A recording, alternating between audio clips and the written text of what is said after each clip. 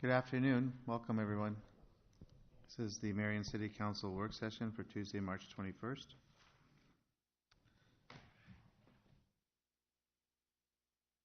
Looks like the first item for discussion is the police item. Oh, there you are. Welcome. Mayor, City Council.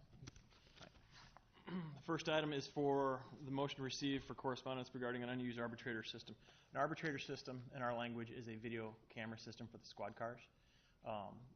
That we've moved from standard definition cameras to high definition. And so the cameras that we currently have are just basically in the basement, and we're trying to dispose of them and get rid of them. They are not worth very little on the secondary market. It actually probably costs us more money managing and maintaining and trying to get rid of that equipment by human resources. So we got a request from Sergeant Travis Marvin. Travis Marvin used to work for the Marion Police Department. He had some life changes, and now he's with Nashua. He reached out to us. You guys also approved that the transfer of a sport utility vehicle that we sold him recently, Nashua PD. So this is the same thing. We're requesting being able to just give it to him, get it off our hands, get it off the property, and get some more useful life out of it. As we try to get rid of more equipment in the future, as we do, you will be knowledgeable about all the equipment that we get rid of with your approval and or authorization if necessary. So this is just one of those steps. Any questions? Does it have any value at all to us? Very little value.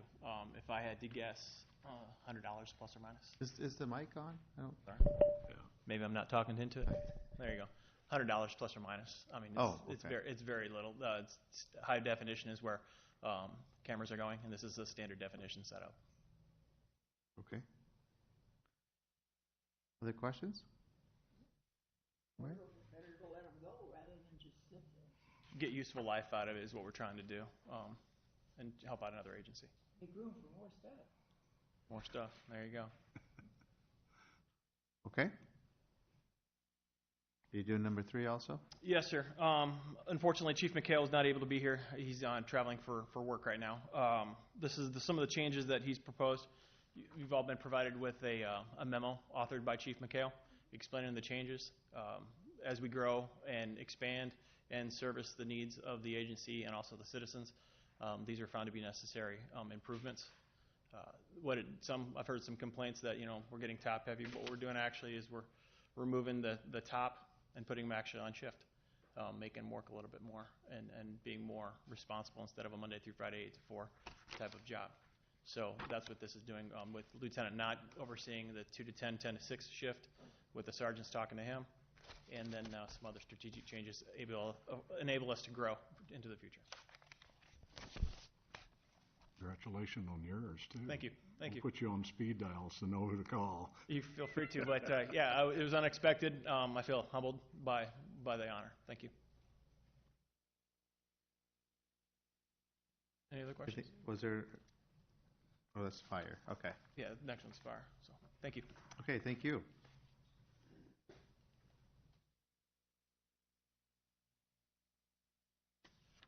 Fire?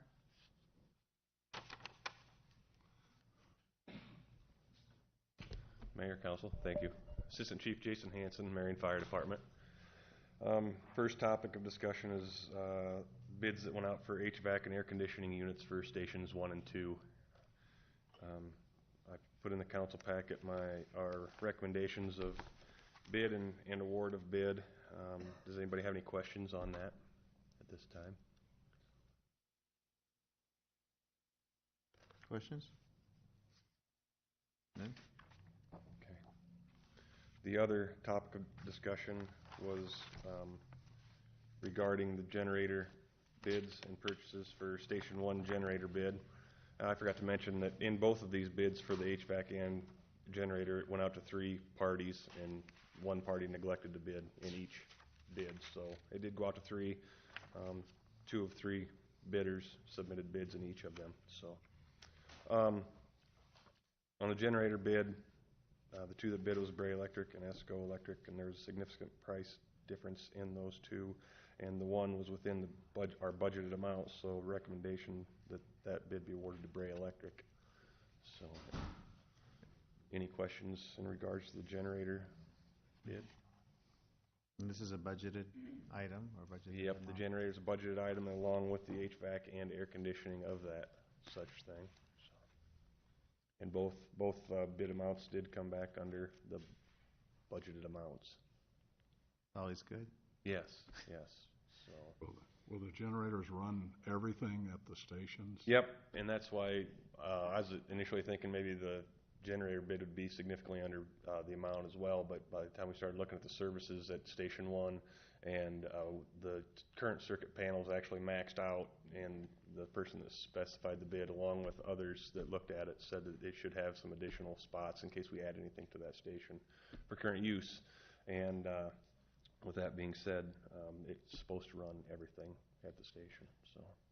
And these are auto transfer and... Yep, automatic transfer switches included, yep. So. Very good.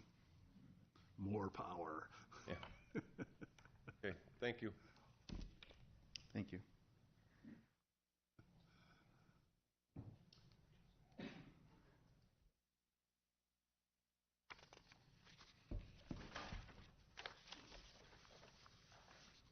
Your Honor, jump down to item 4 under engineering, which is our engineering work program.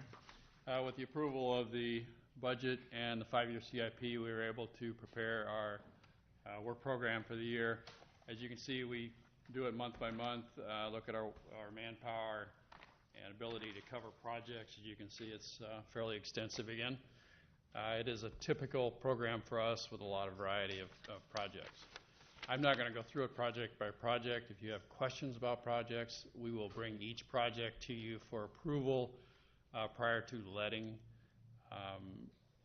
We are, as you know, into design already on a lot of these projects because we anticipated their approval and have started working towards letting dates. Any questions? No?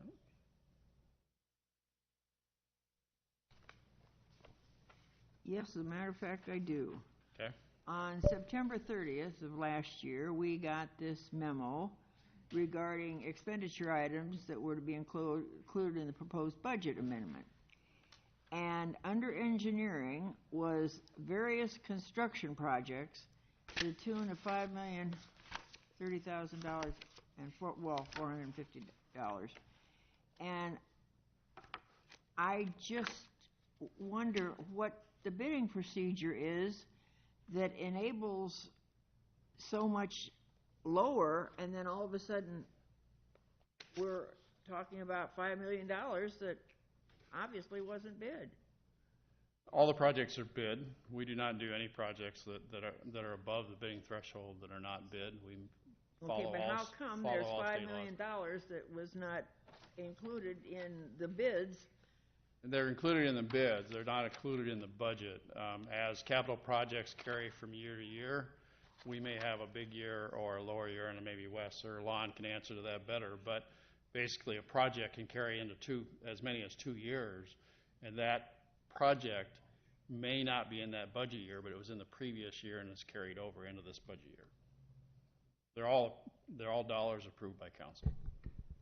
Well, it just seems a little, you know.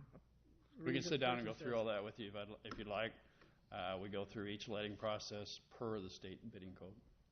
It's really only a timing issue more than anything. When we do these budgets, engineering is trying to estimate 18 months in advance when bills will come in for a particular project. And if a road project is $2 million, they might split it and say in FY18, $1 million of it is going to hit, and in FY19, $1 million of it's going to hit. Okay, By the time they bid it, it may be 1.75 and 250. So the budget will get amended to show when the actual checks are expected to be written for those projects. Well, when a normal person, let's face it, we're not normal.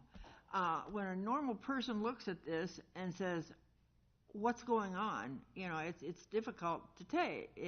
It's a question of timing because it sounds like a real cop-out. As we bid projects, each project calendar comes through council. The council approves the budget for that project and approves the letting of that project. At the end of each project, we submit a memo which shows what the contracted amount was and what the actual cost was.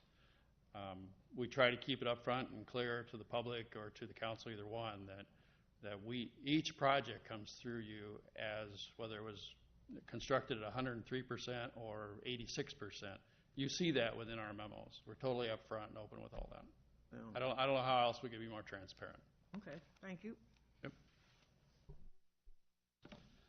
The next item, Your Honor, is actually one of those projects. Was there other questions? I guess I didn't ask that. What part of 31st Street are you redoing? North of First Avenue up to about Third Avenue, depending on how much money we can commit to that.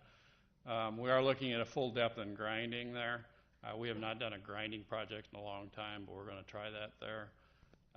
If we get to the point where the removals get too extensive on that project, we'll have to go to a full reconstruction, but we'll bring that project back to you because we do not have adequate funding to do that.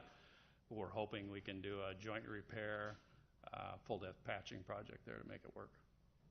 Okay, A thanks. lot of good pavement there, yeah, we'd hate to take it all out. Yeah, that's what I wondered, what part is there, but, All the joints are decracking, which is a symptom of bad concrete and a lot of salt and so forth, deterioration over long. That slab's pretty old, but it just needs some repair. okay, thanks. Pretty bad along there. Huh? It's pretty bad right in there. Oh, yeah. Yeah, if you drive it or even get out and walk it, you'll see it's really bad. So one of the projects we're proposing that we're moving forward on, right up front, we will not start this project until after Winslow Road is open to traffic. But this project, we've talked about previously as far as the limits being from Hunter's Ridge south to the Indian Creek Bridge. One of the things we always look at within the departments is whether or not to underground power to improve the aesthetics in the neighborhood within the scope of the project or the limit of the projects. As you can see by the photo here, I would say that it's relatively low impact. However, it is always our goal to do that. In this case, we're looking at approximately $240,000. This project as a whole is about a little over $1.5 million. So I guess you could say it was somewhat insignificant to the project, but we're still talking a big number. What we're looking for is support from council on whether they want to move in that direction. Currently, the budget does not include funding for this. We would probably have to go back to Lost or someplace to find that additional funding. So, discussion. Any thoughts on that? I guess I'm a big proponent of undergrounding, but I'm not sure that in this case it really justifies the expense, but that's just my personal experience, my personal opinion. A lot of this area is rural on the east side, so it would not be one of our high priorities. However, we would like to make sure the council is on the same page as staff when we move forward. Is there any future plans to further develop east there? The only development I'm aware of in this area is actually on the north end up by Echo. We think the next phase of Champions Estates will go this year. Anything else in there, Tom? I think if you continue north here, it's platted out to Artesian Road at this point. I think one of the things that's happening, and I think it's more of a position from the council moving forward. Yep. We don't have to talk about it necessarily today, but it would be good to know what the position is as we do projects about undergrounding. And I think, so we don't bring projects that it's an add-on or an alternative afterwards. But, I mean, it's primarily rural, and Camden Farms is the next area there where you see the bottom of the red lines. As you can see here, the poles are highlighted. As you can see in this area, this will always be rural. As you move forward, we get to the pond for Camden Farms here. And then as you move forward, you get into this residential. So was this a proposal, the 240, to do all those underground, all those poles all the way up into the residential area, or was just up to where? Up to Hunters. So there's 16 poles approximately. Okay. It's about 3,000 feet, I think the project is. 3,100 feet. So it's about 10 blocks of undergrounding that would occur. And Tom is correct. We would, in a lot of situations, underground. We just thought that this is kind of one of those that's kind of, if maybe not, we just want to make sure. Because this project also ran up against a budget issue, ended up costing a lot more than we thought it was going to be back when we looked at it 5 years ago and threw it into the loss program. So we're just trying to figure out where those costs, what the priorities are and what those costs associated with the project should be. Dan, are there street lights along that road too? Yeah, there would be street lights, rural Cobra lights probably every 600 feet or so and at the intersections. So there'd still be poles there. Yeah, there would be wood poles. We could go in and do subdivision poles or decorative poles. I mean, there's a whole nother level that we could go there as we urbanize this cross section. We are adding 8-foot trail to the east side. Currently, there's not a plan to light that every 300 feet like we typically do our trails because of just the, being out on the edge of town at this point. The trail will not, even though we're putting it in as well as bike lanes, it really doesn't go anywhere at this point.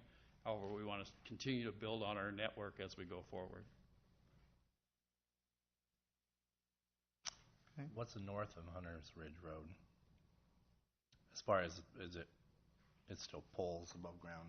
Yeah. You actually go to a very urban or a very rural section on the west side. There's condos. Right.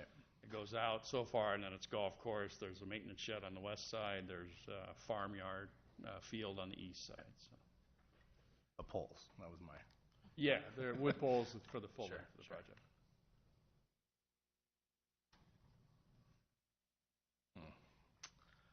Well, this sounds like a project that is just spending money to be spending money.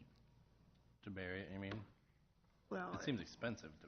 The There's a lot of money. street project or the lights? the lighting thing. For the...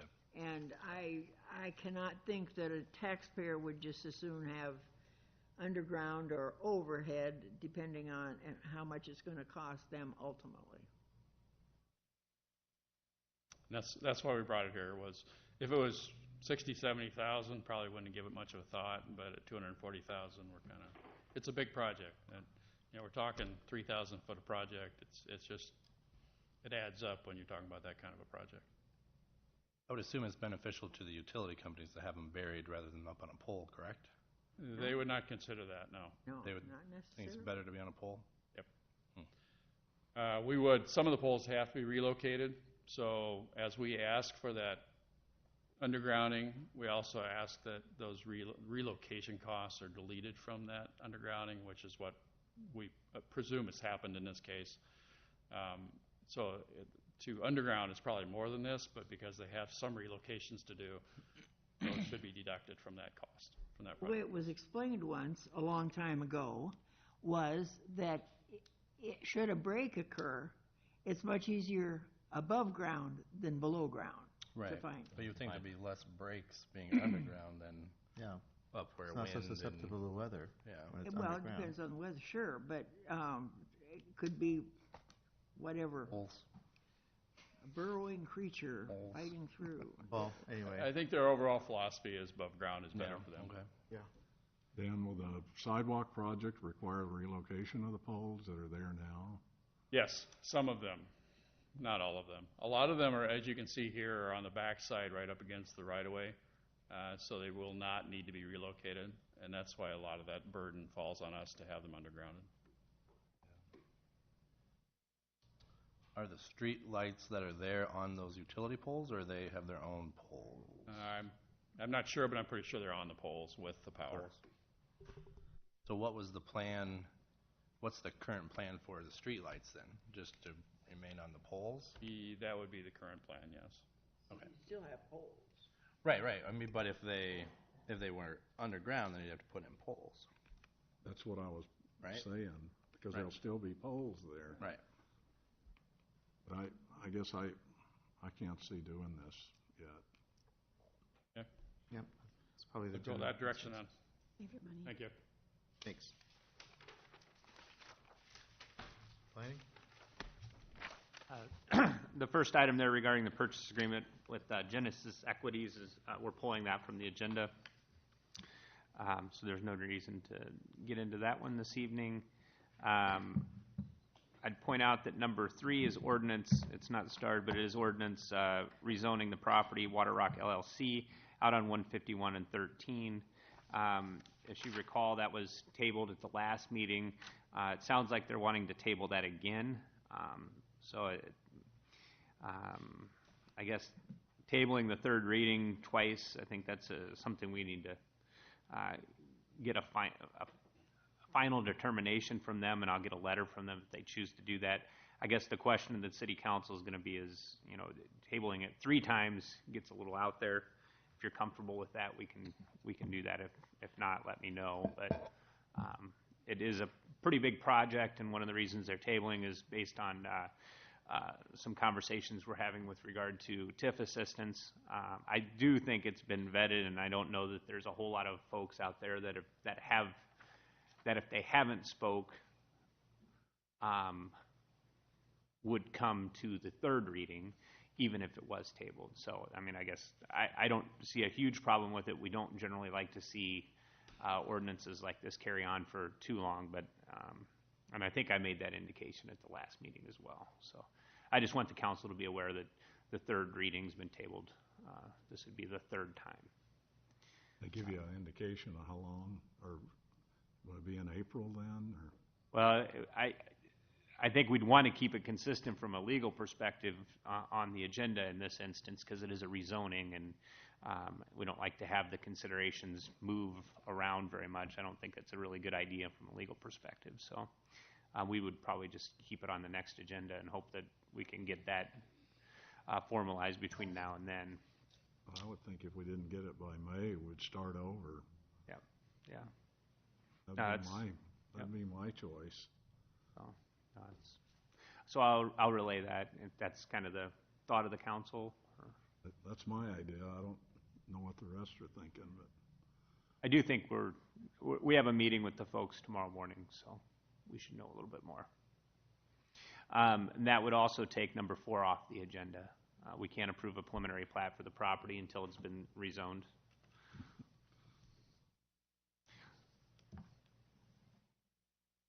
I'm just trying to shorten the meeting for you guys on Thursday. I realize. Thank you. Kesha, where did she go? She went that way. So, she has the next 3 items. So maybe we can move forward, and then we can come back to those 3. I think she wants to present those. Oh, I'm sorry. I didn't see number 11. My apologies.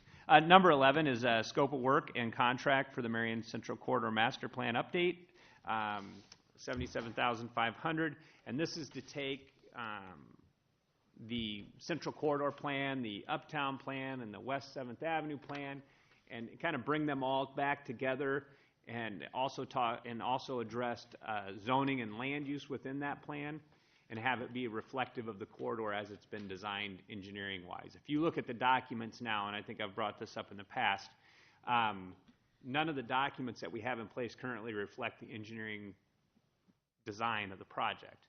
We had the vision, and then once you design it, it kind of changes. This has been something I've been wanting to get done for quite some time, and it's kind of been pushed a little bit, and I'm glad to see that the council is supporting this project. It was in the CIP and being brought forward as such. We've worked through the scope of services with Stanley Consultants, and you'll recall we adopted the interim development ordinance to provide an opportunity to get this project off the ground so that we could have a better idea of land use and zoning in the corridor. So this is the first step in getting that going. We are a little bit behind, as you're probably aware. That interim development ordinance expires in May. But it can be extended. I would say that thus far, I think there's only one project that's really felt like they've been held up with regard to the interim development ordinance. And other than that, I don't think we've had too many issues with the ordinance in place as it stands. So you had a copy of the scope. If there's any questions on that, let me know. I would state that we're going to want some planning or some city council members on that committee. We're going to want some planning commissioners on the committee. We're going to engage the local organizations and some business owners on that committee as well. Just as you know, so you know, moving forward. It's a 19-week process, so clearly we're going to be on that May time frame. So as we get into it, we'll certainly keep the council updated. We'll have a steering committee or advisory committee that will be reporting out. My hope is that the council members that are on that committee can do some of the report out as well, so that there's more engagement throughout the process. Are there any questions specific to the scope of work or the contract? Questions?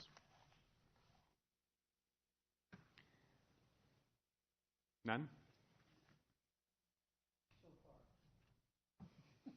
Nice to know. Number 13 is a presentation on community growth areas and challenges ahead. I made a presentation internally to staff and talked about some of the growth pressures we're seeing on the east side of the community, and I'd like to come back and not do that this evening. I'd like to come back and present it more holistically once we have more conversation regarding the west side of the community. I would just let the council know that we've got a lot of development pressures now in areas that we really didn't anticipate a lot of growth in immediately. So we do have some time frames to react. I think there's some land transactions that are going to be held off for about a year, but it's going to put us in a position to make some tough decisions. And I want to let the council know kind of what's going on, and I'll hopefully be able to present that maybe at the next meeting. So. That being said, if we can go back to number 5, Kesha's in the room.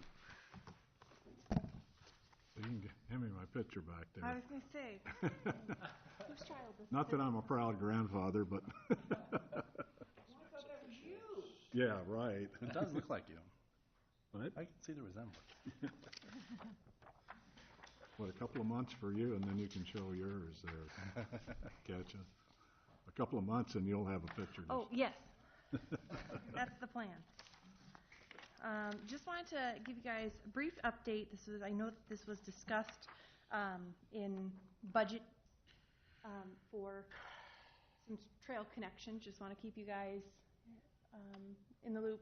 So, as you know, the underpass was done in 2015. We are working on getting the Grantwood Trail. We anticipate a letting through the DOT in July for this project. We have everything ready to go. But because it's DOT, just tack on a number of months. That's the way we roll. And so basically this goes to 35th Street. So you've got Hy-Vee and the CVS, so 35th Street. And then here, there's this gap between 31st and 35th. The city owns the old railroad right-of-way. And so then naturally, it's just a flat piece of ground, perfect for trail development. But with the development of this trail, there is some wetlands that need to be mitigated. And so either we purchase those, and usually you could spend more money or equal money to mitigate them, or to buy the credit somewhere else to mitigate them within the trail, which in this case we were dealing with all easements that was not our own property. Another resource that we have is this old railroad right-of-way. And so Kesha, when you say mitigate, what exactly does that mean? mitigate, so it was determined that there's wetlands that we will be disturbing with the trail. Right. And so by mitigating them, you either reestablish them elsewhere, you reestablish them within the trail corridor, so you're compensating the loss of wetlands in other areas. And so that's either buying, mitigating them within the trail corridor. Just want to make sure everyone understands Yep, what that means. Yeah. yep, Thanks. absolutely, thank you. And so our engineering department has taken a look at, okay, how can we get our trail in that we want? How can we potentially mitigate our wetlands on our own property? So we're not paying someone for that. It's basically our time to take an area, create a wetland friendly environment, and just kind of let them grow.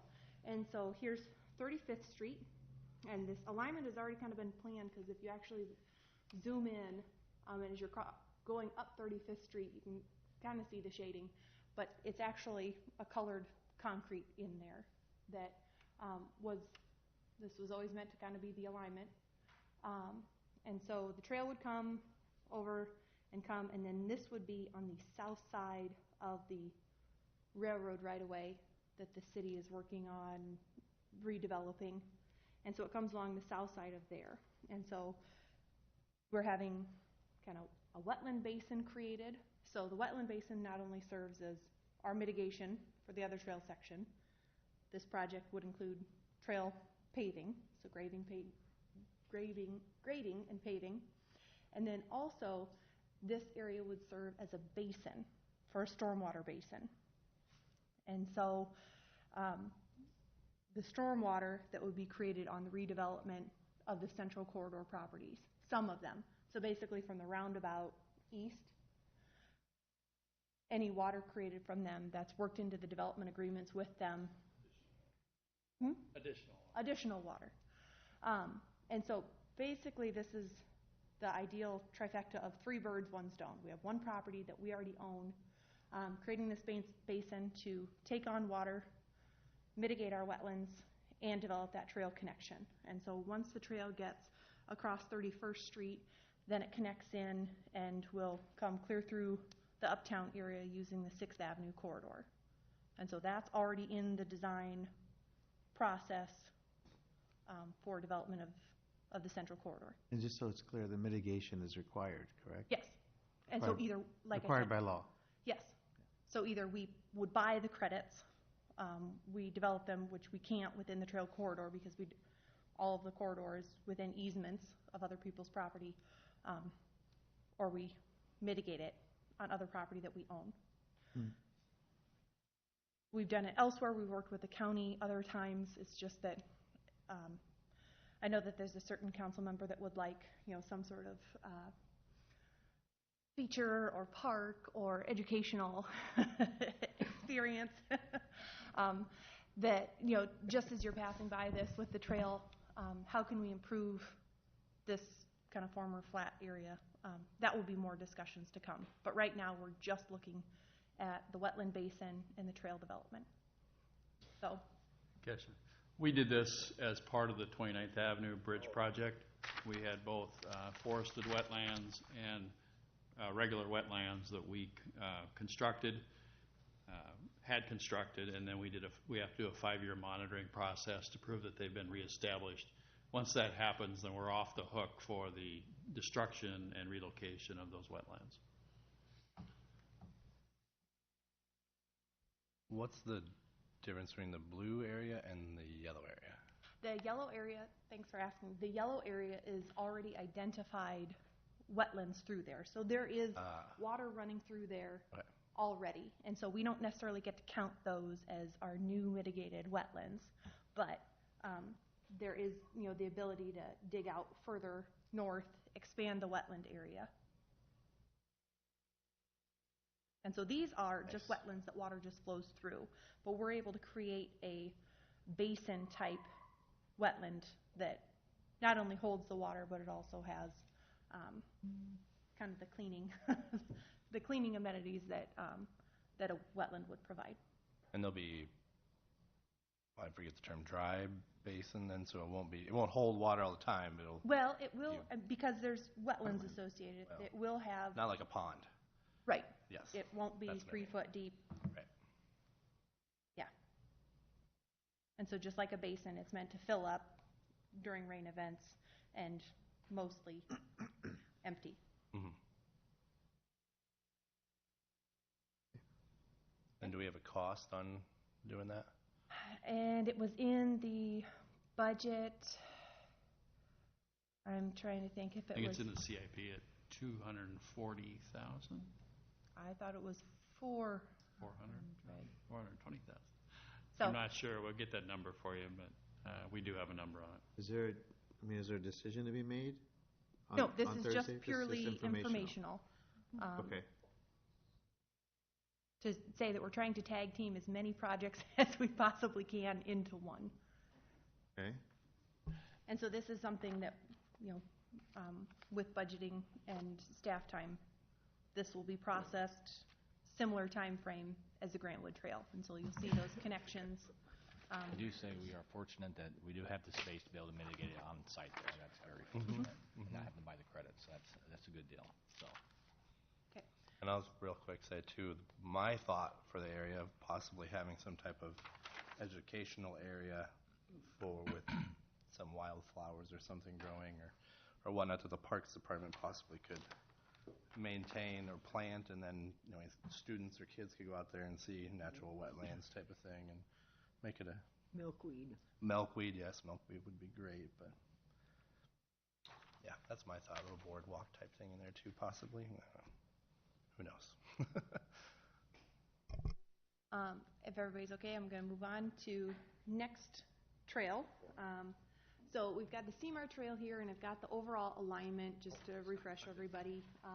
Clear down by Mount Calvary Cemetery. This is all just kind of preliminary at this point. We're working on getting consultants on board for design, but comes through south. You've got Highway 100, so basically pretty wooded. It is private property, and then some into Folks Woods. It's also in conjunction with sewer project, again trying to team up projects where available. And then it would involve the paving of the trail through Thomas and Legion Parks. And so we're hoping to keep with the current alignment. Again, not disturb any more ground, not have to clear any more trees where possible. Just looking at the drainage on that, make sure that's feasible. And then once you get into, it's kind of interesting, once you get into under Marion Boulevard, and then you come up, and then you there's an existing kind of downward sloping trail that brings you from Lindale Drive over here, or the Lindale Trail. It brings you down to the existing Boyson Trail. Well, that would be paved going up the hill, and then you'd cross the bridge over Indian Creek, and then a bridge over Marion Boulevard, and then it would bring you into the existing trail that was constructed as part of the 7th and 7th roundabout, again into the central corridor. So you'd have that east-west connection. So what this involves is, I relayed when we applied for this project, I believe it was 2015, is that we applied for additional funding for the bridge reconstruction. And so I made council fully aware at that time that we were looking at full reconstruction of the bridge over Indian Creek and full reconstruction of the bridge over Marion Boulevard. The one over Indian Creek was built in about 1915 and is, if anybody's walked underneath of it, it is severely degrading in its capacity. Maybe the pillars could be reused. We'll have the engineers look at that. If we can save money, we'd like to, but we also don't want this to be a detriment to us for the next 20 years. So that'll be some of the engineering that goes into that for that bridge. The bridge over Marion Boulevard was built in the 50s or 60s, and so while it's not deteriorated near as much as the one is over Indian Creek, however, the one over Marion Boulevard, I'll show. So this is, engineering has been working with Snyder and Associates to look at the alignment of how Alburnett Road will eventually tie into the central corridor. So you've got 7th Avenue here, so you've got the bridge over Marion Boulevard, 7th Avenue here, and then the anticipated alignment of Alburnett Road coming in there. And so what this does is, with this alignment, I've kind of shaded in red the 3 pillars. So if you drive under Marion Boulevard Bridge, there's significant pillars. 1 right in the median and 2 right outside the travel lanes. And so for the reconstruction of this intersection, the addition of turn lanes, well, what that does is that turn lane, that queuing for that turn, has the need to take this out, and then also taking out the outside pillars would also free up and get those obstructions basically out of, out of harm's way. This, we're trying to decrease any incidents where we can. And so this is why the bridge over Marion Boulevard was always intended to come out when we reconstructed those bridges. Take out this bridge, give us a nice clean area to work with for the road and for future use. And then we'll put in a pedestrian scale bridge, something that's a lot lighter looking, a lot narrower. Right now this is probably 30 to 40 foot wide. We'd be looking at something that's more like 15 to 20 foot wide, more likely 15. And so it was always anticipated that this bridge come out. The question is when that bridge comes out. So right now we have some designs from the engineering consultants. Engineering staff has kind of concurred with them. This is the route that we'd like to go. My question is right now we're working with design consultants to get them on board to design the Seymour Trail. The reconstruction of the bridges being one of them. We anticipate the design for not only the trail, but these bridges to take potentially another, in through 2017, some into 18. The question is would the council be supportive of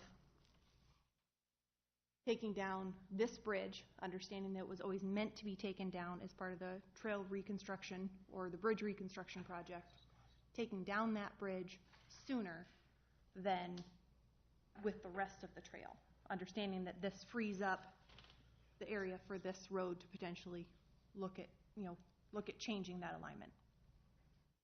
No. Absolutely not. Little by little, the history of this town is disappearing. It was a railroad town, and that was a railroad bridge. And what is the cost of removing that bridge? It was originally anticipated in 2015 that it was about $500,000 to take down the bridges, understanding that for us to apply for the grant for about $3 million to tear down and reconstruct these bridges with a pedestrian scale bridge, our local cost, so our share, our 20%, would be that $500,000. And so, which is why the council at the time said, yes, we'll pay. That's removal and building the bridge.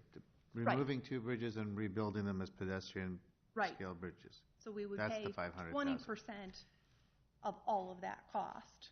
Whereas if we would have needed to take down the one over Indian Creek, that one would have been at our own cost of $500,000. But you're looking at what is available money-wise to apply for grants, right? We've already applied and received these grants. You already have. Well, demolition and disposal of material is going to be a lot more than I think what you're anticipating. Like I said, this is history. This is legacy of Marion. Geez, leave it alone. Well, and the hope is to create some sort of, and it was explained to the council at the time, part of another reason for wanting to reconstruct this bridge over Marion Boulevard as a gateway feature. Right now, would you say that the 3 columns right outside the travel lane, they don't bother me at all. Okay. Okay? But the whole thing is this. You have a bridge that supported trains, for crying out loud. Repurpose it as a bike and walking lanes. I think it probably would hold those items. It might take several bikes to even come close to a single railroad car, but doggone it, enough already. So to keep the bridge there would be a hindrance to any full Well, we have all these high-priced engineers around here. Can't they design an approach from Albernet Road, or does there even really need to be one? If people take a few more minutes to drive, so what? If we didn't do a turn lane here, we could probably do a roundabout. Oh, good. Let's do a roundabout. I I agree your concerns as far as railroad history. This bridge is from the 60s. This bridge has no history. It is a bridge that probably replaced a previous bridge. The railroad history of Marion goes back to the 1890s or whenever. This is a bridge from the 60s. It doesn't have any history. Well, it still has a history, and especially the bridge over Indian Creek. There is, and I saw the picture that you sent me about the bridge that Madrid did over The high the- trestle? The high trestle wouldn't have been from me. No, But- Tom said it, I think. Oh. Sure, you're gonna deny think- it now, aren't you? I think the point that Councilwoman Pazura is making is that even though it's not itself an original bridge, it's indicative, or it represents the railroad history. So can the new bridge be designed somehow to also represent the railroad history? Yes. To continue that. It won't be the feeling? same.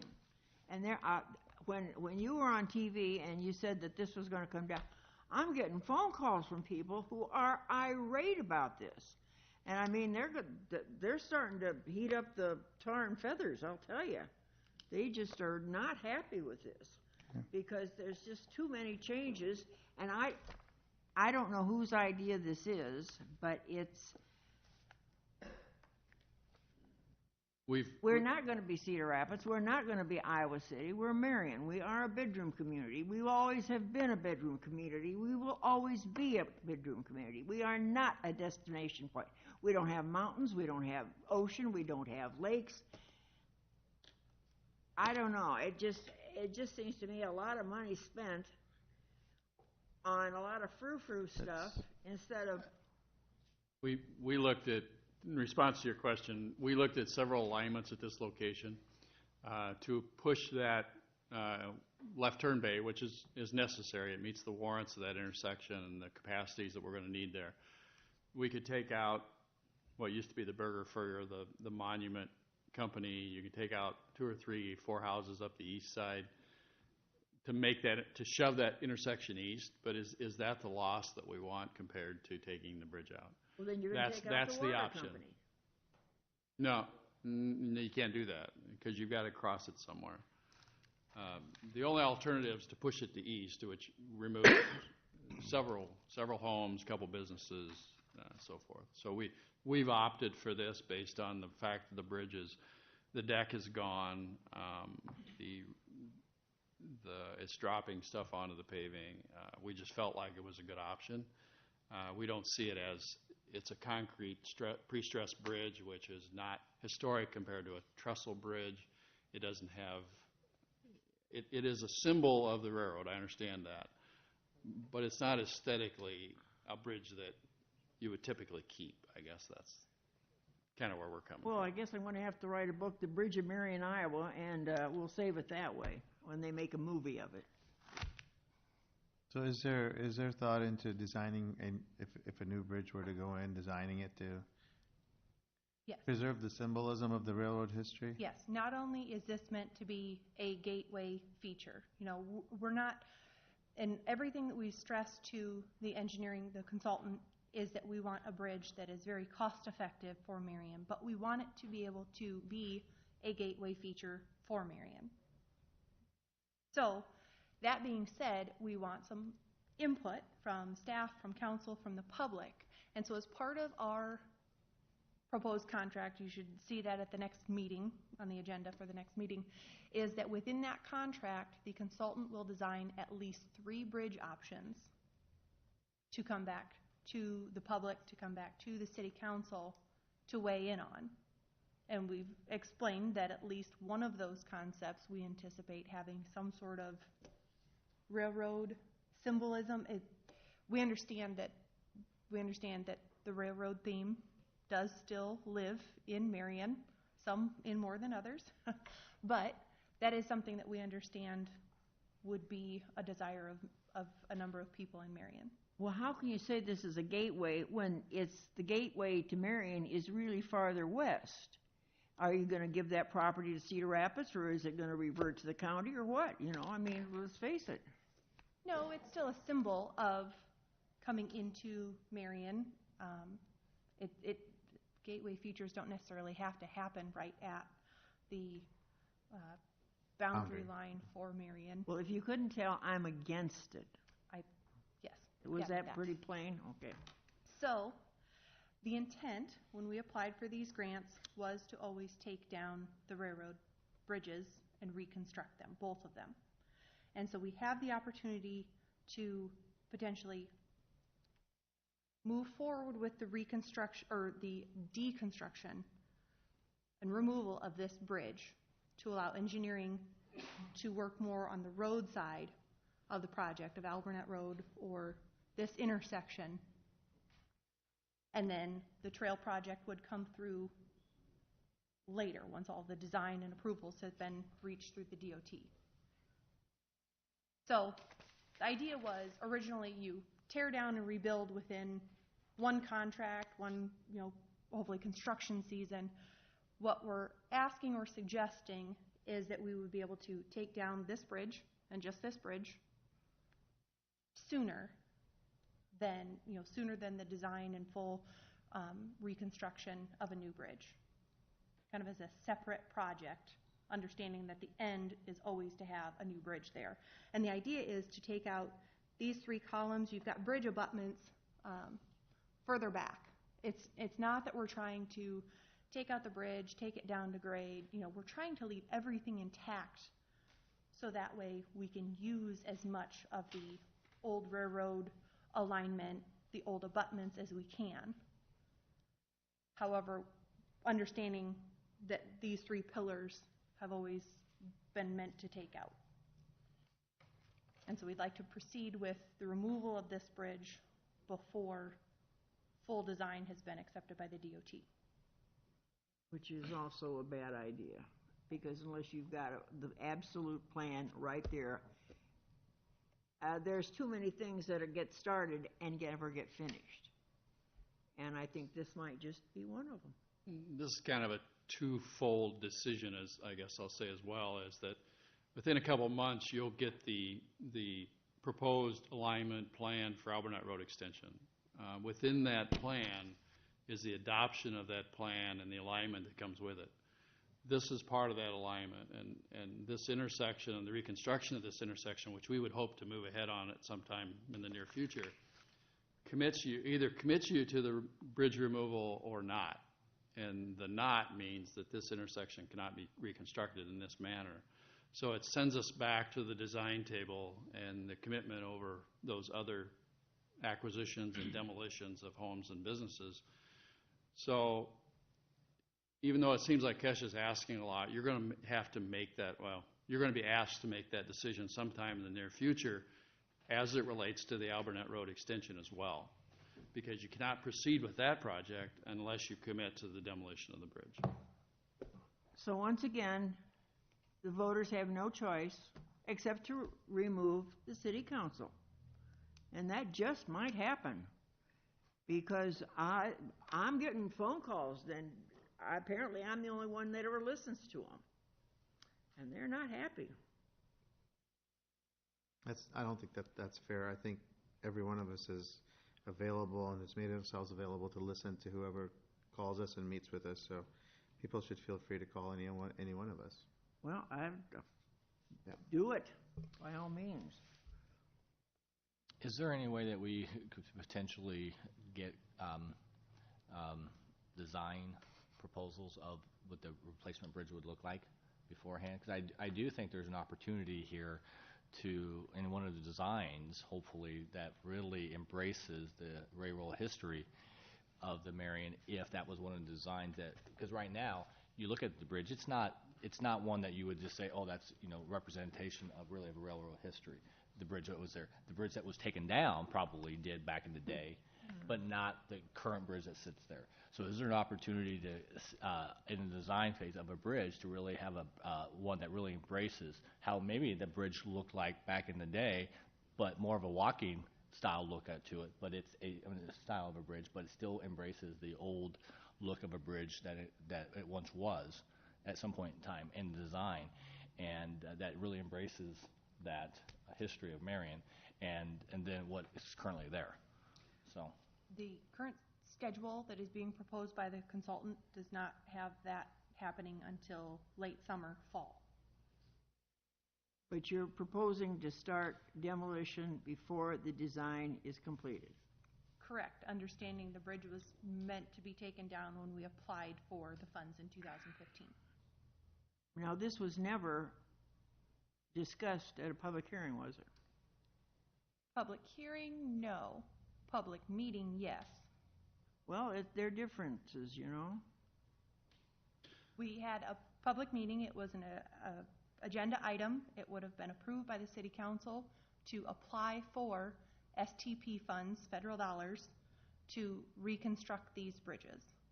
Yeah. And I never made any bones about it. It was always my intention. It was, I think, since the beginning of bridges being discussed, I was very clear that it was my intent to take down both of the bridges and reconstruct them.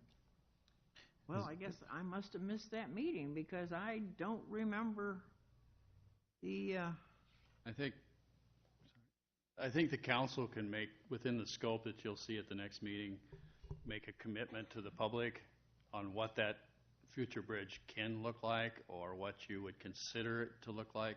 Within that scope, I think we have an alternative. One of the alternatives to be proposed is a railroad historically significant design. I think we've actually asked for that, if I remember right. So we are considerate of that, and I think if council makes that commitment to do that, whether it's a commitment to consider it or even a commitment to proceed that way, that would still allow us to move forward with the project. And it still gains the public and gains the same result that would happen whether that design happens now or it happens 6 months from now. So it would have the same alignment as this bridge? That's, You don't know? It'll be in the Until you same do- location, until but you do the we design. would like to kink it so that it's 90 degrees to the paving. right now it kind of has the skew, and it then if we would bump, Would there's- reduce the cost and Yeah, to have it more perpendicular. Okay, because I was going to ask if you could reuse the two side pillars, take out the center one, but if you do that. the two abutments would remain probably, but it would cost more money to build that bridge. Then it'd start And you all don't over. really see the abutments anyway. They're up on the hillside there. So I see. Okay. And then Kim had a question. And Okay, I think I'm you're okay okay? now. All yeah. right. I guess I have 3 questions. Will? You keep saying that the money, the $3 million, was take down both bridges, but then you said earlier that And you're rebuild not them. taking down the one over the creek. We are, yes. That is coming Yes, down. that one is the one that was built in not now. 1915. It's not okay. they're So my add-on to that is that those pillars that support that bridge or semi-support that bridge are not a hindrance necessarily to future road connections. Mhm. And so if any structural integrity could be used from those pillars, gained from those pillars, and reused, we would look at that. But that is something that we are asking the engineering consultant to justify. If we reuse any part of that bridge that they justify, it's not going to come back to bite us over the next 20 years. We want to make sure that we, if a new bridge with new pillars is going to last us for those 20 years, that's what we want. If reuse of some of portions of the bridge could work, I mean, we were interested in saving money. It's not that we say, don't reuse that if it can't be reused, but so that's where the caveat is, that full deconstruction of that bridge and everything associated with that, we'd be open to reusing parts of it if structurally and maintenance-wise possible. Okay.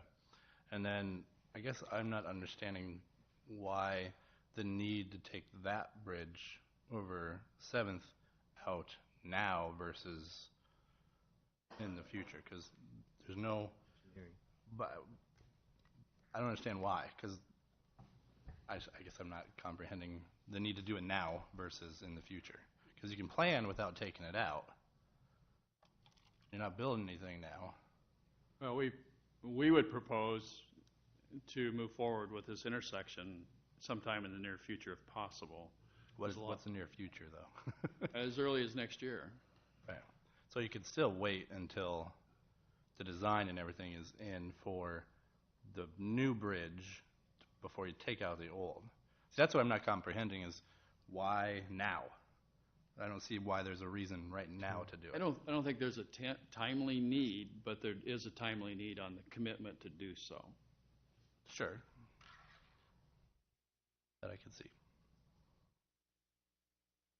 And then third, have you looked at a roundabout there? Because then that would alleviate taking that bridge out. Yes, we did. I was kidding about that. Well, That would have been the logical place to have we would, the monument company would have to come out.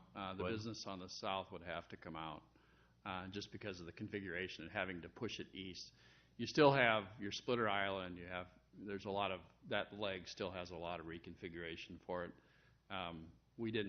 We looked at it partly because of the proximity of 8th Avenue, and signalizing or roundabouting that conflicts with this intersection because of being so close together. mm-hmm. So we kind of fairly early threw that out because we do as well evaluate roundabouts and their need and the appropriate use of them. So in this case, we really didn't feel like it was the best situation for that. Is it going to be signalized then? Yes. So you say that the funding source is in place? Mhm. All in place? Funding is available, and that's why I want to bring it to council because. That's for the full demolition and reconstruction and everything? It's all there? Yes, we have about 5.8 million towards this. Even the city's match? That's That is, missing somewhere? the city's match for this is, Yes, that's contingent on the bond funding being approved later in 2017. It is in hand? Next bond. our match is through the bond. Nice bond. But all of the federal dollars are assured, approved. Local MPO has signed off on it, DOT has signed off on it. Okay. Other questions on this? So again, no decision to be made this Thursday. Doesn't have to be. Oh. It's just one of those things. Just wanted to bring it to council. If this is something that council was comfortable moving forward with a demo before full design, full DOT acceptance of all the final design documents were done, this would allow engineering to potentially move forward or faster with this road reconstruction. It doesn't have to be split apart. It's just trying to make life easier for engineering to do their job. If they would be able to make this work within next year or this year. Or So, sorry, one more question. So if it was gone this year, and say you start the intersection next year, you're saying that you could start sooner on the actual work of the intersection if we took it out this year versus next spring, let's say. We would feel more comfortable committing time and effort and funding to it if it was gone, only because of the political pressure around this bridge, has been for a long time. I would want to be committed to have commitment from council, which to me is removal, before we would move with final design, with acquisitions required to do that. It just, for me, is a better fit, but we can move forward with direction of council as long as council's comfortable with that. I guess I was, because you said if it helps speed up the project, that was my... If it really does. Yeah, we would probably delay this until council would make a firm commitment. But we could commit to the project. Right? I mean, we could commit to the project. It would be the same thing as committing to take the bridge out. Well, yes, maybe. I mean, political environments change, needs change. Albernet Road extension is a big project, and there's a lot of commitment there. We would like to start acquisitions. We would like the money's available to start preliminary and final design. There's some work that could be done. We would like to start moving forward with that, but it all hinges on this bridge. I mean, believe it or not, it does that, because we can't build this intersection, which means the extension itself cannot it goes nowhere without this intersection.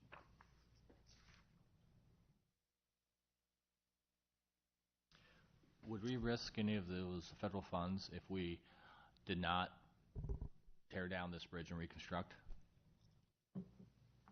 Because that was part of the plan.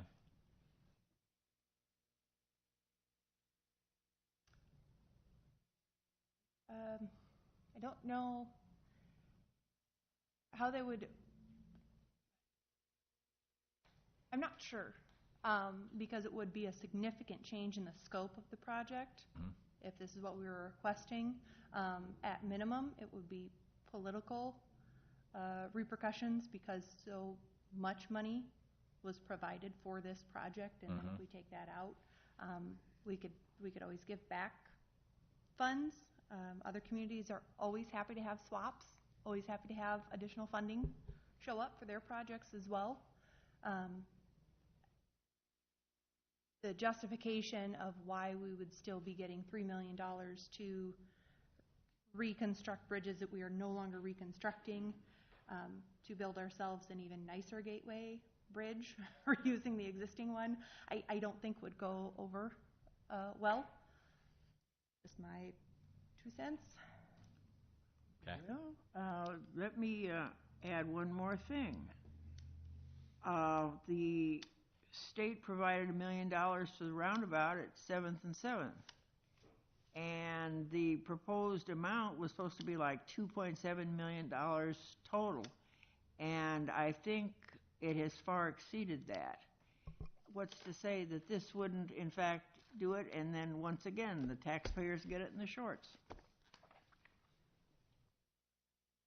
We're not looking at the people. We're looking at somebody's idea of what this would be great if we had all this stuff. And it's just not, I don't know. The voters are not being I think considered. that's going a little bit too far, going too far, because, this we've talked forever about this extension of Albernet Road being very important to alleviate the traffic. Our community is growing. You can have an opinion, but there's only one set of facts. And the fact is that the community is growing. People are moving here. We can't stop them from moving here. They're moving here. We have almost 40,000 people. The traffic on 10th Street in the mornings is backed up. Albernet Road, if I lived in this neighborhood near this and I had the cars weaving through every morning and every night through my neighborhood, I would want this bypass, this extension to bring people straight down to 7th Avenue rather than having them go through the neighborhoods. There's a lot of thought that's gone into this. So, I understand that you have concerns. I'm not discounting the concerns at all. I'm just saying it's a little bit unfair to say that no one is thinking about the people. They're trying to, the staff is trying to accommodate the growth and deal with it before it becomes too much and overtakes us. They're trying to find solutions to these problems.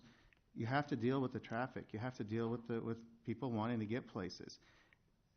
So it's not a matter of somebody thought this was nice, but what the engineer has said is that it really comes down to how important is this extension and whether we not want it or not. Because without a new bridge there, that extension cannot happen. So we're really making a decision of we don't want the Albernet Road extension. There's no other place to put it. There's no other path it can go unless you take out a bunch of businesses, which you've expressed and lots of people have expressed in the past that, we're taking out businesses, we don't want to do that, and that's a real concern. So this is the path that makes the most sense. But if we decide that the bridge has to stay, then that means that that extension can't happen. And we have to figure out something else, which may be the decision. I'm just trying to put it all in the right context and perspective, and make sure that, we think about things in the right way. Well, once again, though, a lot of people have moved here because it was the type of community where they wanted to live. And now, They still are, though, Mary Lou. They still are.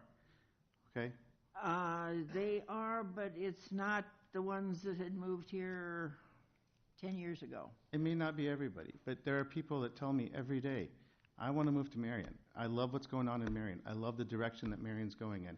I love what you guys are doing out there. Someone just told me the other day who moved here recently within the last few months, I don't know why I didn't make this decision much sooner. And it's not because they think it's a bedroom community. They think that people want to be part of something that's positive, that's growing, that looks like it has a plan, that makes them feel good about living there. And people are moving here for lots of different reasons. Well, it's not going to be financial, I'll tell you, because that's all these projects cost. Again, that's all kind of beside the point. People are moving here for whatever reasons. They are moving here, and our population has grown almost 50% since 2000. We can't just ignore that, and we can't just sit by and we have to accept that fact, and then we have to deal with the issues that come with that, which is traffic, and we have to keep building infrastructure and accommodating the growth so that we can maintain that good lifestyle, the quality of life, so it doesn't overtake us and become a negative. Sometimes I come down 10th Street in the mornings to 7th Avenue, and it's backed up. It's backed up almost to McGowan. I come down Alburnett Road, and I have to weave through that neighborhood to get to 7th Avenue. There's no other way. Unless I go west somehow to C Avenue or whatever. But I understand what you're saying. and hopefully the Tower Terrace Road is going to help that a little bit. But these are issues that we have to keep thinking about and keeping in perspective and figuring out how to deal with them. So. Well, see, but 29th Avenue was supposed to alleviate a lot of problems. Highway 100 was supposed to alleviate a lot of problems. I think they did, though. Exactly, but we've grown so fast that we're back to where we were.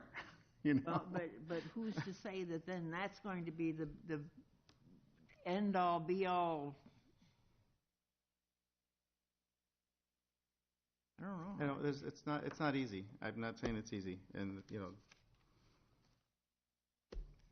Well, you know how I'm going to vote, so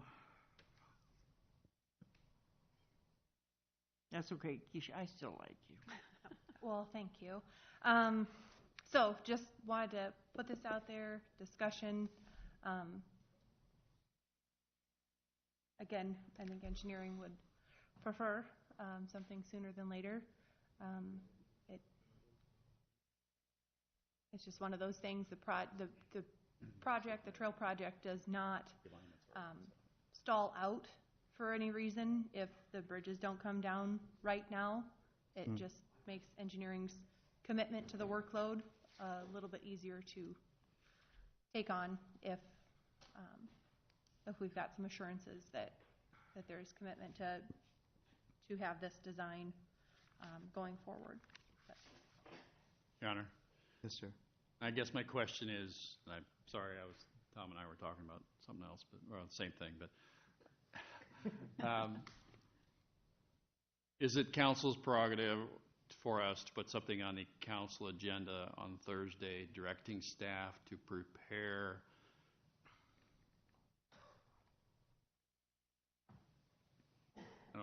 a contract or something to proceed with contracting the demolition? That will put us on a course of moving forward and give a chance to council to deal with the subject, and thereby you can shut us down and we'll move on, or we can move forward, whatever. That direction, just directing staff would give us that first step forward in a direction where the council then could make a conscious public decision. So it would not be a decision to actually proceed with the demolition? No, we would have to And come back with a scope of service, a project calendar. We would come back with a contract. And the demolition could be Could be done away with at some... months away, yes. No, Because but this has federal dollars involved, we still need, you know how I said about adding the DOT, just add months to anything? We have a lot of It- steps to go through. If everybody understands that you're just directing staff to proceed with investigating, or we can do something that allows us to proceed with, to get some information, get contract, work towards that contract. That would help us. If not, we'll put it on the back burner. Realistically, when do you, I mean, with funding and all that stuff, when do you see this intersection being built? I mean, your best estimate... I don't see the bridge coming out with DOT process for at least 6 months, I would guess. No, I'm still talking about the intersection of... Well, if that would come out, we could, Alburnett. if everything goes forward, it could be next construction season, depending on a lot of different things. But we would like, between acquisitions, there's a lot of moving parts with the extension project, whether that's acquisitions or reconstruction, but it would help us to get this intersection rebuilt and get moving on this as soon as possible. So to answer your question, yes, next summer we could do this, depending on a lot of things, but that would be the best case scenario. And the funding would be in place and all that? The funding is in place. We have, within the CIP, there's $2.5 million now, but I'm not sure. Part of it is in this year and part of it I think is in next year. What about the bridge? Not this bridge, the other bridge? We would deal with it separately. Alburnett Road Bridge, yeah. Oh, we need to talk about that, whether we want to proceed with that, whether we can come up with funding or not. That's a different issue. This is a big project. We're going to try to go forward in steps to get things going, moving forward. I'm looking over here at Lon because we haven't had a lot of discussion about this.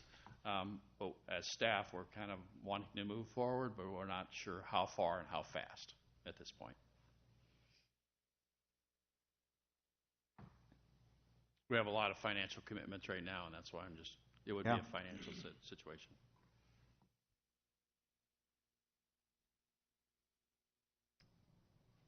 Okay. What about the Indian Creek Bridge then? Would that come down this year, or would that be at the same time? You're waiting to do it at the same time? That one can wait until the full project is done. That one's kind of standalone. It's not necessarily, nobody's allowed on it right now. It's just decaying more and more every year. So yes, we want it to come down sooner than later, but it would not be part of this. This deconstruction and removal would be just one project, one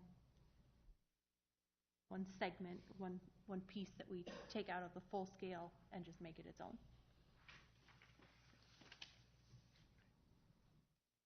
Okay, other questions? For me, as more I sit here and listen, and it's all about the alignment of Alburnett Road here. That's what this discussion really is. It's an alignment of Alburnett Road. If we want this alignment, which saves more businesses and more homes right now, that the bridge has to go, has to come out and be rebuilt. And it's not that we're not going to have a bridge there. It would have to be, torn down and rebuilt. And I wish that we could have a design of the bridge so we can kind of feel in how it would look at, before we make a decision on this. But I have faith that they would come back with a bridge that we'd all agree that would be, that would embrace our history and that would look aesthetically great and embrace the railroad history of Marion. And so I would be okay personally, because I think this is probably the best alignment that we're going to come up with for Alburnett Road, and it's something that I'm sure this has been a topic of discussion long before I came on to City Council about Alburnett Road alignment and this road needing to be there, and because I would not be in favor of pushing it east, and taking out more, businesses and more homes. I wouldn't be in favor of that myself. I think this is probably the best alignment. And yet, in the bridge, I think, if you look at positively, I think you have an opportunity, instead of having the bridge that it is today, which was this 1960 bridge, and maybe have an opportunity to have a nice bridge that represents more of the bridge back in the day would be, so. Well, basically, I would like to see plans before it gets started, because, it's gonna be one of these projects that, well, we're gonna do this, but we're gonna tear this down first, and then nothing happens.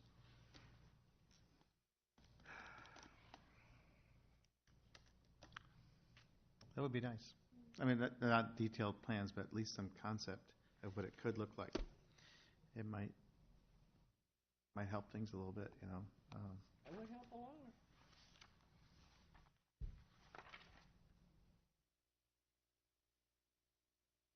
We can try and work with the consultants to, if that's something the council does want to wait until we get consultants on board and get those designs underway.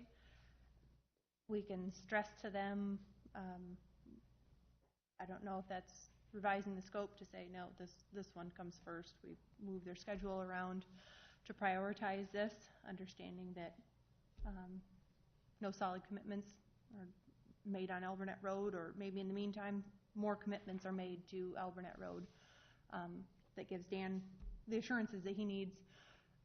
But we can try and move that up. There is going to be some time this summer where staff will be tight as far as trails planning. So there may be a gap where there won't be as much ability for staff to get things done as responsive as they are now. But the consultant will still be working in the background, but some of those public hearings and stuff might not maybe have to be looked at. Or public meetings, I should say. Okay. And Councilman Draper's not here, so I'm sure this is something he would want to weigh in on too. I'd like to hear what he has to say. We can work with the consultants and see if they have the ability to fast track any of this without. And that's the thing, is you can't design. Well, you can design the bridge. You can do more higher level design. Just concept. Right. You can do more concepts with that. So that'll be something we can discuss with them to see of their ability to move forward with that, aside from other parts of the trail. Okay. But do we want to have it on the agenda for Thursday to say, start looking into taking the bridge out? Even though we don't have concept, we're still obviously not agreeing to take the bridge out, but put it into motion. I think what it really comes down to is, if the majority of the council is opposed to taking the bridge out, there's no reason for us to undertake that work and put that time and effort into it. It only becomes something that we should look at as a work project if a majority of the council says, yes, you need to go ahead and proceed with that.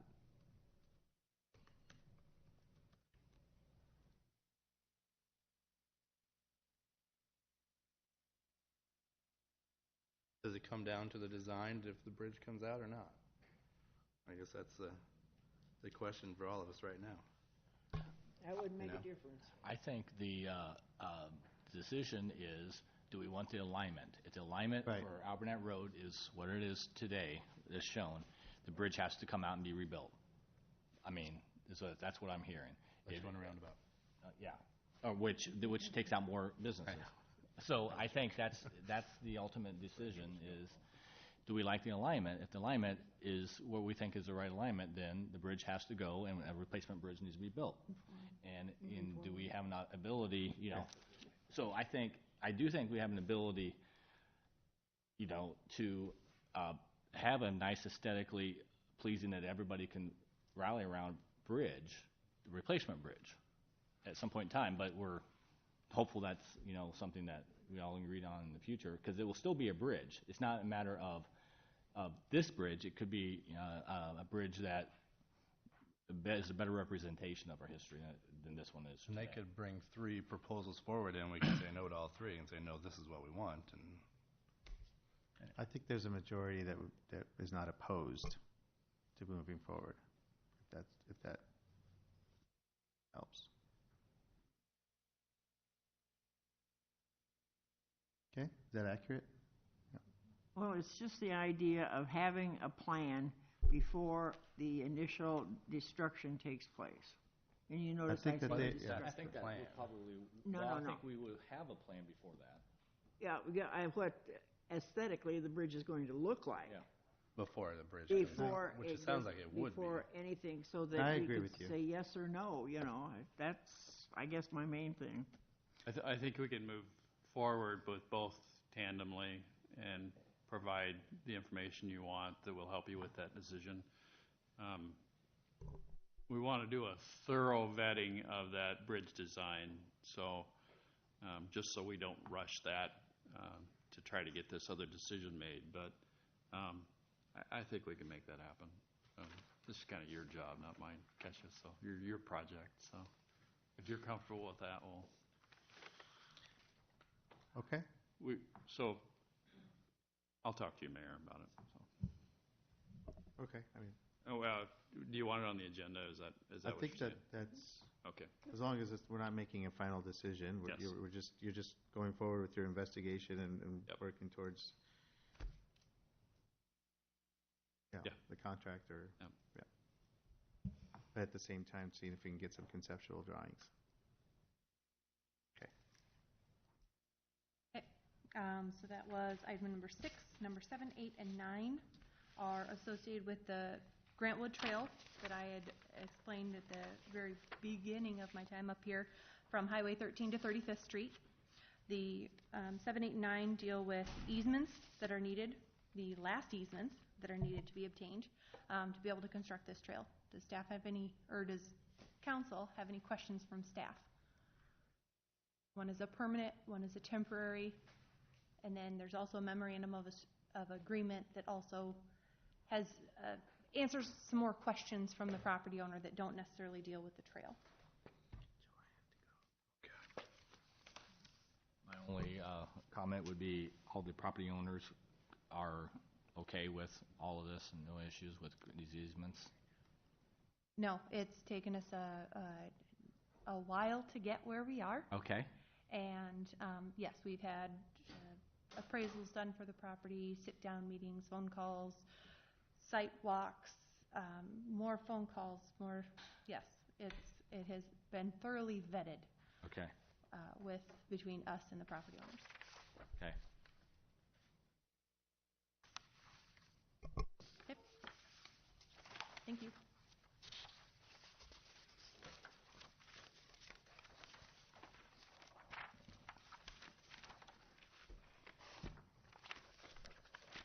Guess we're into administration. Okay.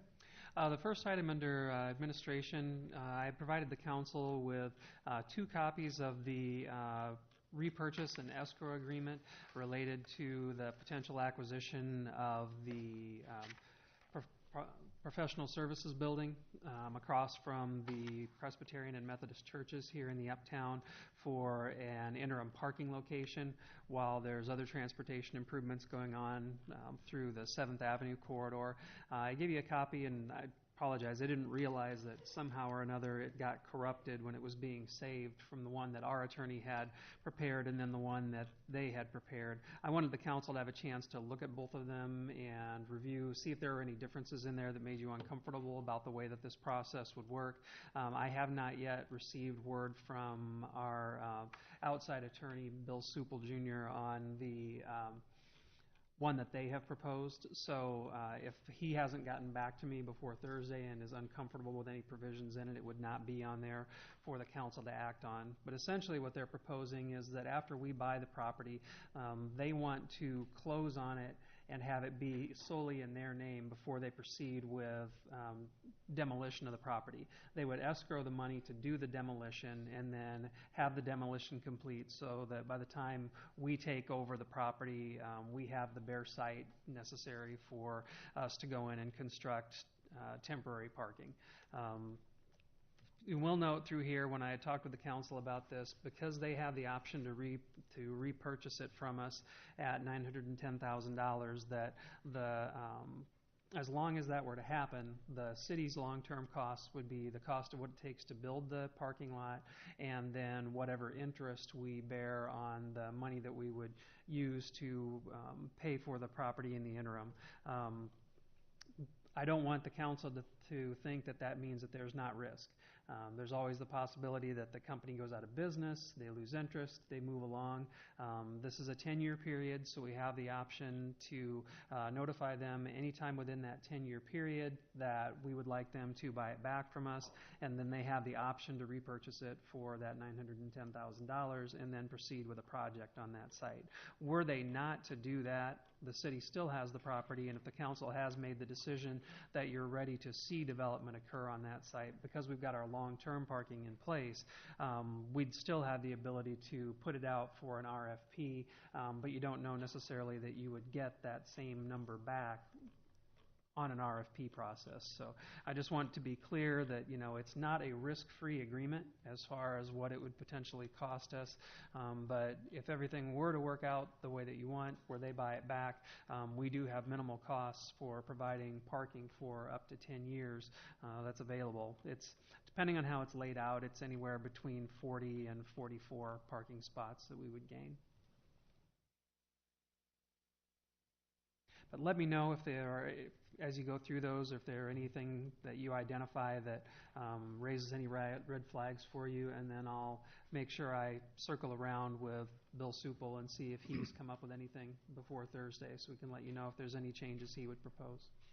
But in the interest of keeping it moving, I wanted to get this in front of council once we received it. Questions? I guess the only thing I have, Lon, is that if we got a better offer at the end of that 10-year, are we dedicated to selling it back to them, or could we take a better offer? If you think of it as a right of first refusal, they have the right to exercise the ability to buy it without encumbrance, so they have to go first. If we offer it to them and they say they don't want it, we're free to proceed. Okay. But it's an option for them to purchase it back at that price in that period of time. Okay, so they would have to deny or turn it down. Right. If somebody made a bigger offer, then they would probably want to keep it. Yeah. So let me know if you come up with anything as you look at it. Okay. Number 3 is motion directing staff to proceed with the creation of an urban revitalization district for Sunny Ridge Villas. Sunny Ridge Villas is a proposed market rate housing project out on the eastern edge of the community, 92 units. This project has qualified for workforce housing tax credits from the state. Those come with a requirement for a $1,000 per unit match from the community. So we'd be looking at doing an urban revitalization district specific to this property to provide that match. We'll calculate out, based on the anticipated taxable value of the property, how many years of abatement it will require to hit that number, but it's anticipated to be fairly short because 92 units is a pretty good-sized project.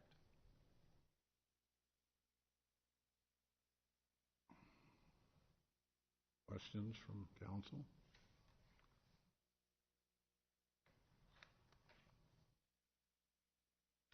Anything on that? Oh, so you said the city said,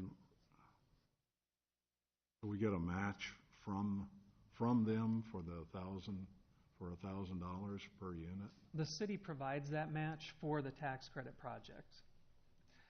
Most of the programs that are available through the state, whether it's historic preservation tax credits or the senior housing tax credits like the projects on Blair's Ferry, or in this case workforce housing tax credits, require a community match. In this case it's fairly minimal with $1,000 per unit. It's just the fact that there's 92 units that's making that look like a larger number.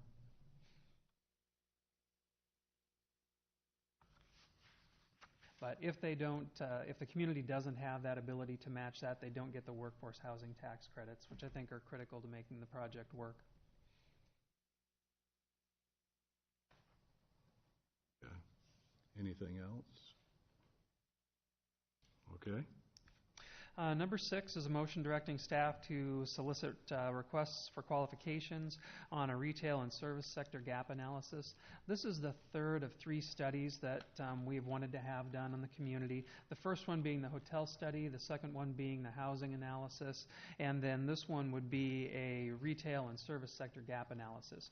We have aggregate data available, and I'll use, for example, restaurant leakage. We can look at the data that's available through Main Street and have an idea about how much business is leaving our community and the restaurant service sector. What we can't look at that data and tell you is what types of restaurants would be the ones that would keep that money in Marion. And that's what this type of a project is designed to do. They'll come in and they'll take a look at Marion's current and projected demographics, how our people are actually spending the money, what type of money is leaving our community rather than coming to our local businesses, and make recommendations to us for the particular mix and type of businesses that would be most likely to be successful in our community. It's intended really to provide a roadmap for community partner organizations like the Chamber and Main Street to, when they're meeting with businesses, to be very specific about who you're recruiting. For a long time in economic development, the philosophy has been just to throw the widest net that you can, and sometimes that isn't the best thing that you can do because businesses end up coming in that have a very limited and short shelf life because they're not necessarily the best fit for the spending patterns in your community.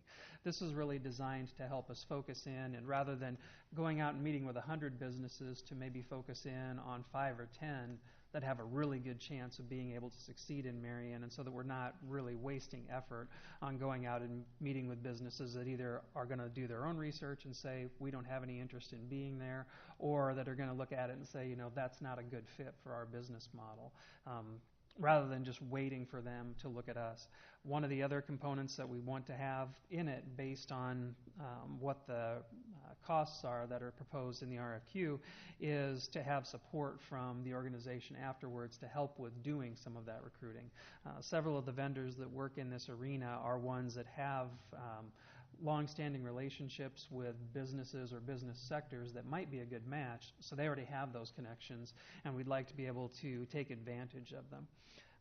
The Economic Alliance did this several years ago in looking at the Cedar Rapids metro area to help them focus in on industrial sectors, building supply chains, things like that that would be a good fit for the Cedar Rapids metro area.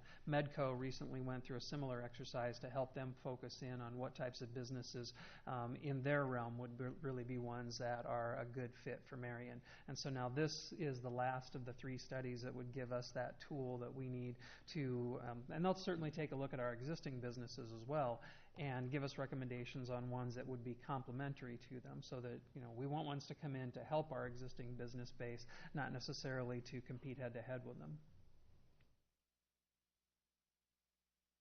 Questions? Yes, my question is why wouldn't the chamber head this up instead of the city? The Chamber is contributing to the project, but this is one that's being funded, I believe, out of local option sales tax, so it's a city-led project.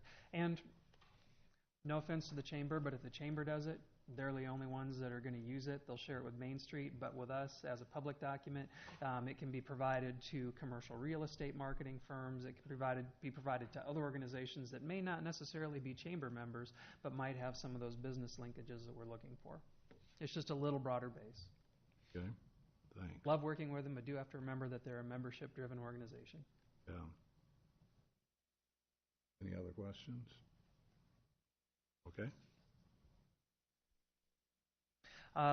Number 7 is a motion directing staff to distribute from this is actually a request for proposals, not a request for qualifications regarding the existing library site. When I outlined the potential financing plan for the replacement library, one of the components of that is what kind of return the city can get on the existing facility. And in the interest of casting a broader net on that and making sure that we've got competition for it so we get people's best proposals, we would like to be able to proceed with a request for proposals. That was distributed to the council, I know, just today, but I want you to have a chance to take a look at it and provide me any feedback that you have on it. It really is intended to, as you'll go down through there were a few things that we put in it. One is There's scoring criteria in there listed towards the end. We did provide some bonus points for scoring the various proposals based on a couple of different things, one of which is bonus points for maximizing the reuse of the existing structure. So not looking to provide a better incentive for someone to tear it down, but actually providing bonus points for keeping it and reusing it to the maximum extent possible. It's also based on knowing that some of those redevelopment projects that come in may ask for city assistance. There's points that are awarded for asking for the minimum level of city assistance for doing a redevelopment project on the site. So the less they ask for help, the higher the points are that they'd be able to receive. We would envision it being distributed widely for at least a month, and then having it come back to a review committee based on a combination of library staff, library board members, city staff, making a recommendation to the library board having a chance to take a look at it, and then providing a recommendation for city council on which proposal seems to be the best fit. So in order to really be able to answer that piece of the puzzle about what would the return be on the existing building, this is, in my opinion, the best way forward. Questions? Just for my thought, I hope that we retain the building and lease it or do whatever, but I guess that's my thought on it. But yeah, the RFP certainly provides that opening.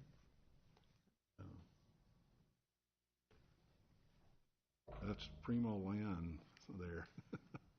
So, any other questions? Okay. Number 8, or do you want me to? Number 8 is a resolution setting a public hearing for April 20th regarding the designation of an expanded central corridor renewal area and on urban renewal plan amendments. When we separated the urban renewal areas back into their component units, they revert back to their original boundaries.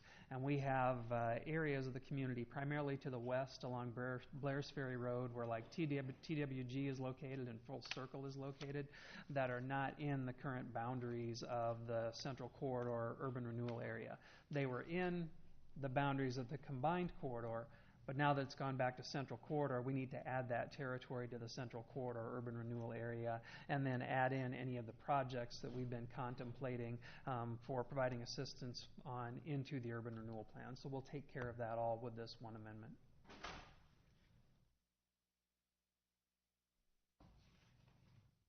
Questions on that one? At least it actually describes what we're talking about instead of being Collins Road something. Yeah, when we're going to have to do a similar cleanup on the Collins Road extension. I think we could potentially contemplate renaming it at that point. And then number 9 is a motion directing staff to begin the process for negotiating agreements regarding franchise fees. Cities across Iowa have the ability to negotiate franchise fees with gas and electric utilities. There's a process that you have to go through to do that, including adopting a revenue purpose statement, which is telling the public what the funds are going to be used for. This was one of the things that we talked about in more detail with the budget, and then was programmed into the budget for next year. So in our case, we would have Mid-American, we'd have Alliant, and we would have Lynn REC that all operate within our boundaries.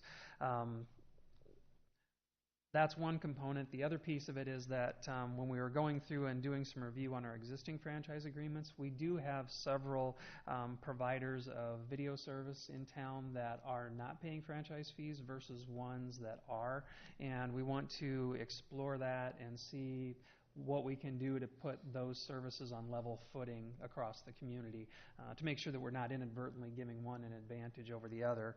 And that does take specialized legal counsel.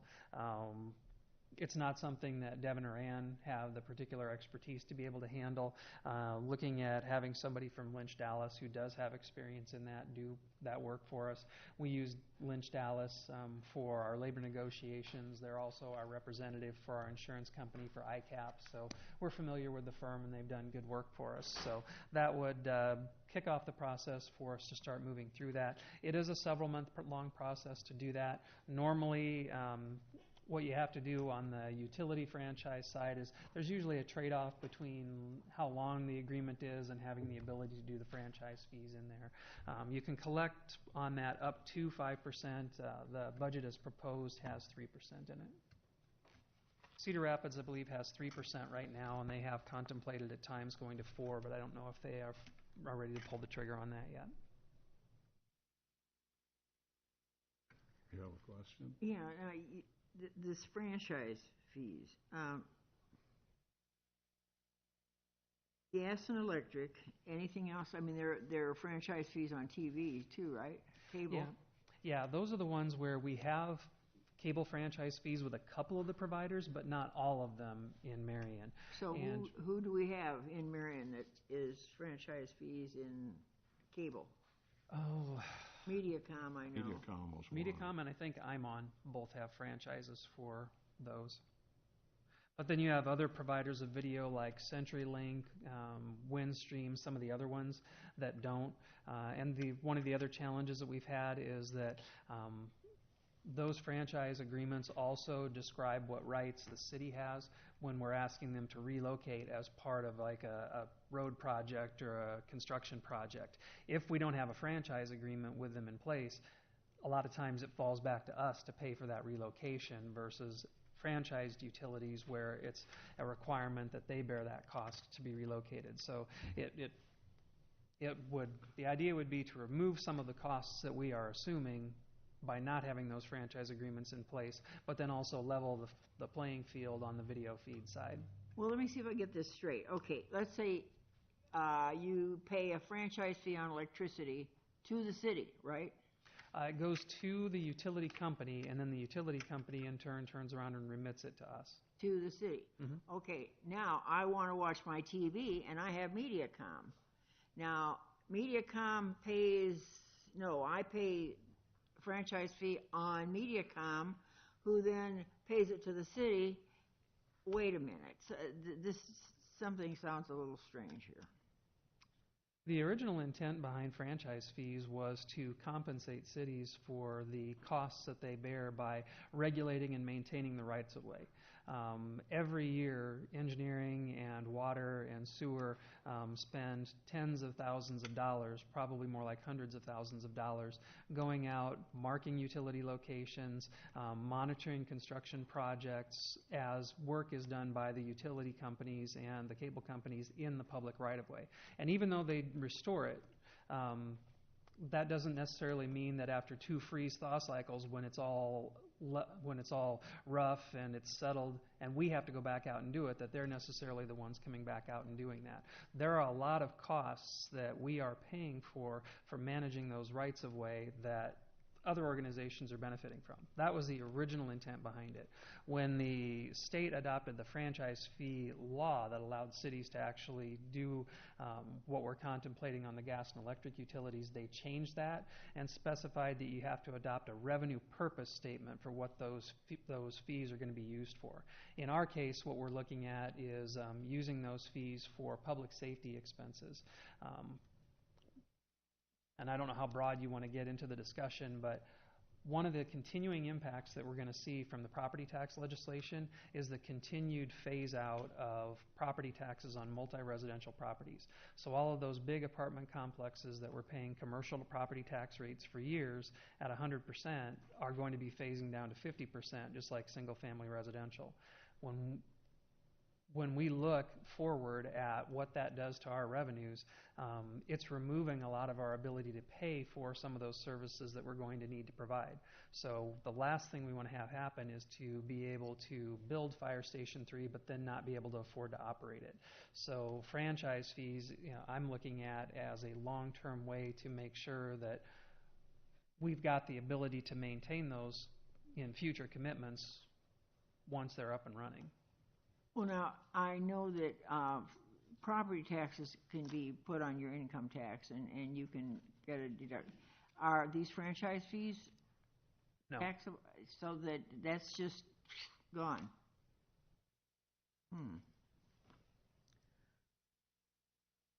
Yeah, and cities do not have unlimited ability to do property taxes. You know, we've got a little bit of authority left, but not a lot, considering that there's going to be a Fire Station 4 out there on the horizon. And having looked at the budget and projected forward with the continuing gift that the property tax law is providing for, is doing to cities, this is one of the few avenues that we have going forward to make sure that we can continue to provide those services.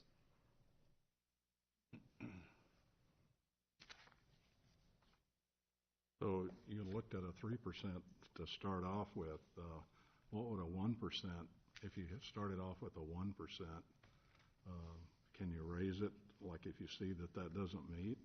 You can raise it, but the 1% actually does nothing, because the 1%, you're already paying local option sales tax on That's right. the utility bills. When you switch to a franchise fee, the first 1% is a trade-off. It becomes franchise fee instead of local option sales tax, so there's no net new money to the city. It also means that there's no net new expense to the ratepayers as well, because it's the same cent whether it goes into this pot or this pot. So you are paying taxes on the franchise fees. I mean, like, okay. Sales tax, Sales tax. which you can't deduct.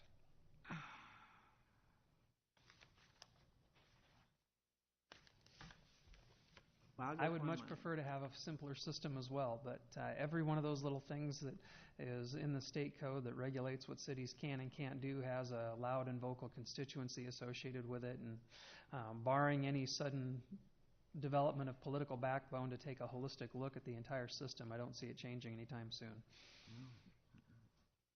Thank you. And Any other questions? number 12, Joe, is not bold, but we do have some information on the hotel motel grant program we'd like to run through with council. I think Rachel's here, could answer any questions about it.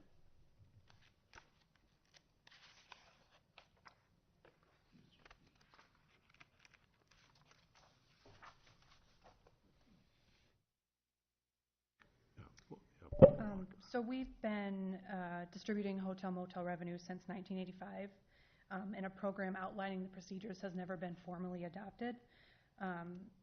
So this is just a program outlining the program. It uses what we currently follow, our current practices, and we also looked at other cities' program within and outside of Iowa. Some of the key components of the program: qualified organizations has been defined as an exempt or nonprofit entity or agencies of local government. The application process will open in April, close in May. Once the application process closes, requests for funding will not be accepted until the following application year. Up to 90% of awarded funds may be requested in advance. 10% of awarded funds will be held until a final financial report is received. And then if payout is not requested by the end of June, funds will be forfeited and revert back to the hotel motel fund. So there won't be any carryovers accepted. Are there any questions?